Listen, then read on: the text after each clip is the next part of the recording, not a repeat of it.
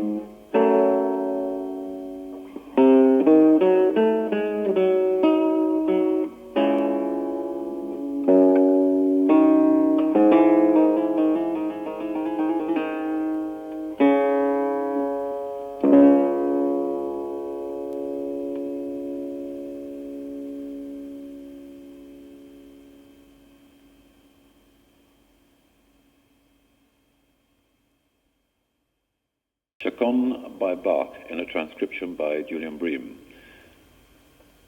Julian, that may or may not have been a definitive performance as far as you were concerned, but certainly it's left me a little breathless. I can hear you panting. Well, it's a fair piece. I remember last time we did this program, you put me right on SOR. I've always had rather a blank spot about him, and you really showed me the beauty of his music. You particularly pointed out his charm. And since then I've been listening to SOR with new ears, and also I've been reading quite a lot about him. And I remember one rather lovely story where he was giving a concert somewhere. He'd finished to tumultuous applause, and obviously an encore was called for. And he looked round, and there on the stage by him was a double bass, and he said, "I'll play a theme of variations on the double bass for my encore." Did he really? And it's rather a nice thing to do. I think it's It'd be terrific. nice if people did that sort of thing today, wouldn't it? It'd be marvellous. I mean, I do admire musicians who are double and even treble-handed, and I must say I'd love to do it myself. Anyway, you're now going to play his Sonata, Opus 15 in C. Yes, it's in one movement, unlike the other sonata that I played in my previous program, which was a big four-movement piece. This is just a work in sonata form, and it's got a very nice direct and spirited character, and it's rather Mozartian, or, if you like, Haydnesque. What I like about it is that it has, to some extent, some orchestral-sounding effects, which always intrigue me. You see, I love the best of 19th century guitar music because you can make the guitar sound so orchestral. I really enjoy playing this type of music very much, as you probably have noticed in the programs that I give in London and other places over the last few years. And in your recordings as well. Yeah, sure. And of course it gives me a chance to exploit facets of guitar playing that interest me very much. For example, the tone color and the subtle graduations of sound that can be achieved from playing near the bridge to playing right on top of the fingerboard. There's a huge spectrum of variety there. Fascinates me. So this piece gives me a chance to exploit these possibilities, although later on in the program I'll be playing some modern music which will have the whole works in it, kitchen sink and all. But in the meantime, it will give me pleasure to play this early piece by Fernando SOR, the Sonata Opus 15.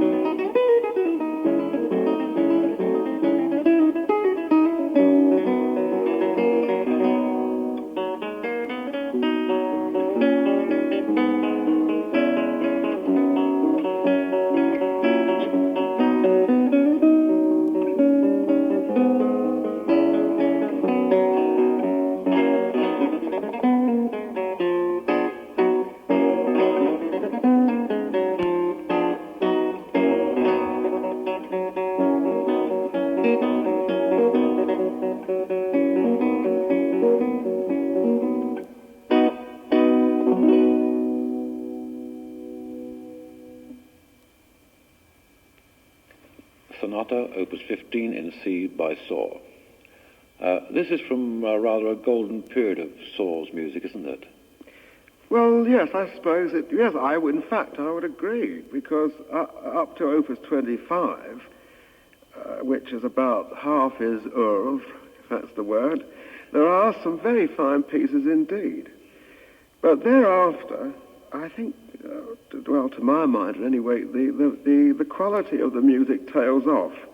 And he was, I think, over-preoccupied in writing small character pieces.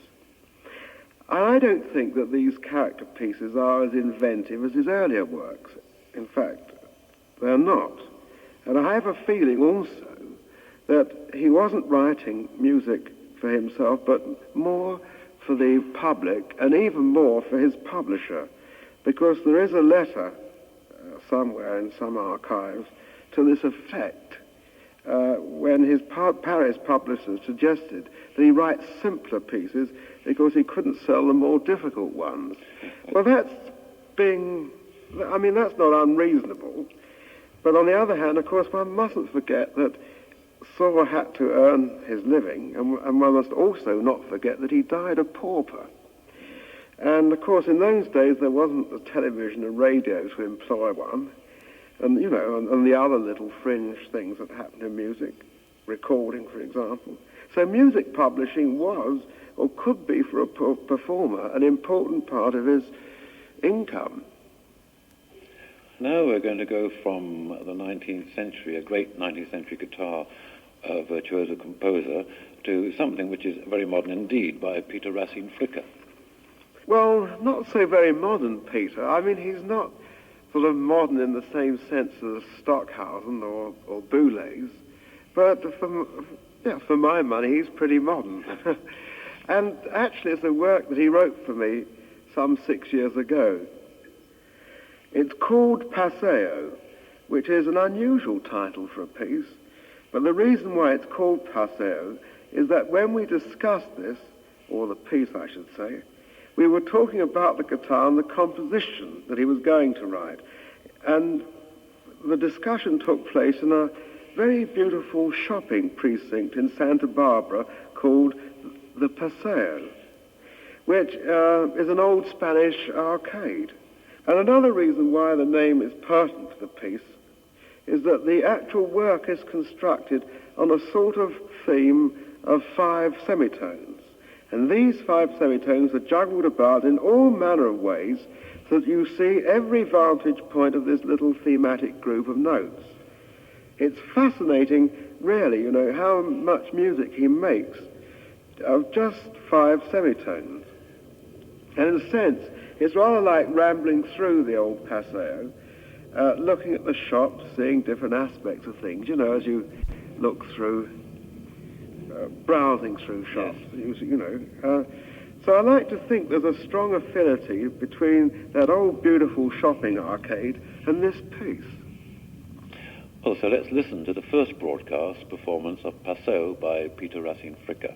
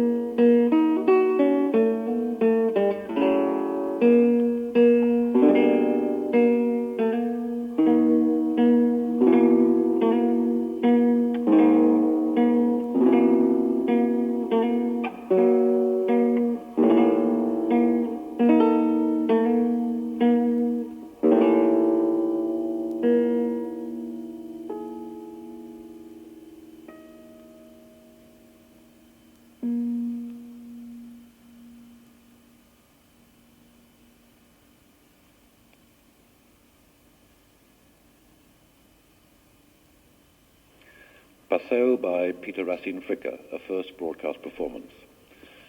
When we were talking some weeks ago, Julian, I expressed the feeling that possibly music by Peter Racine Fricker would be rather different from your next piece, because one doesn't imagine Manuel de Falla and Peter Racine Fricker having much in common.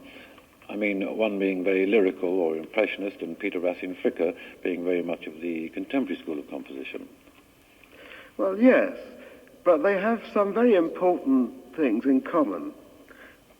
For example, they're both composers that use their materials in a very sparing and yet interesting way. Also, Manuel de Falla's music is often not impressionistic to my mind. It can be rather tough, even brittle. Certain works come to mind, for example, the harpsichord concerto. That, and certainly this piece, the HOMENAJE. I think for my money that this is the real spirit or essence of Spain. It's not the tourist essence, and it's not the romantic essence, but it's the real arid, almost tragic character of Spain. And the same or similar quality is evident, and you probably know more about this, Peter, than me, in the very finest flamenco, particularly in the older style players. It's that sort of knife edge of Toledo steel, the gauntness and the arrogance and even the bitterness, which I think gives great character to Spanish music. You find it even way back, in some of the harpsichord sonatas by Scarlatti, particularly in the brutality of some of the harmonies. You see it there again in the pictures, in some of the pictures of Goya. And you can see it in certain works of Falla, and particularly this one. One must bear in mind also, that it was written a long time ago in 1920. And therefore, I think it qualifies as the really first modern guitar piece. At the end of the piece, of course, there is this magical moment where Falla quotes a couple of bars from one of Debussy's Spanish-inspired piano pieces. The whole work is schematically so original, I think. And there are all sorts of Debussyan piano effects which Falla finds on the guitar with such ease.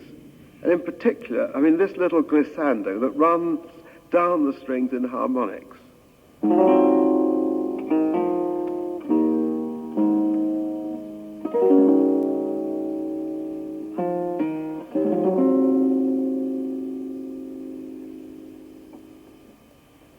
And didn't you notice there are also a couple of chords that are so indicative of the sumptuous, sensuous quality of some of Debussy's harmonic thought? Somehow the whole piece is a remarkable and mysterious and, I think, almost a miraculous work, which belies the modesty of its outline. For example, so much of the material is built up on just two notes, the semitone. It just rocks backwards and forwards. That, to my mind, is a sheer piece of genius, to make music out of two notes and evocative music like that. This really shows, to my mind, the measure of this composer.